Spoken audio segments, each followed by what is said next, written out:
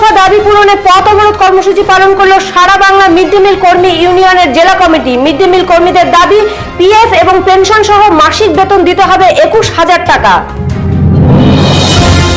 গোপন সূত্রে খবর পেয়ে প্রায় 10 লক্ষ টাকার গাঁজা চাষ নষ্ট করল পুলিশ। আসাম বাংলা সীমান্তে গাঁজা চাষের ক্ষেত নষ্ট করতে পুলিশের এই উদ্যোগকে সাধুবাদ জানিয়েছেন সাধারণ মানুষ। হাতির দাপাদাপিতে নষ্ট হলো কয়েকশো বিঘার ফসল। আতঙ্কিত জঙ্গল লাগোয়া গ্রামের বাসিন্দারা। হাতিকে জঙ্গলে ফেরাতে ব্যবস্থা নিচ্ছে বন দপ্তর।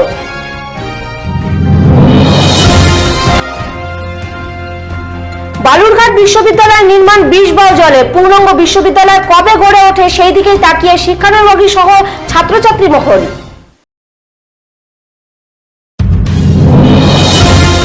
ভোটার তালিকা থেকে ভুয়ো ভোটারদের নাম বাদ দিতে বাড়ি বাড়ি গিয়ে সার্ভে করবে বিজেপি কার্যকর্তারা।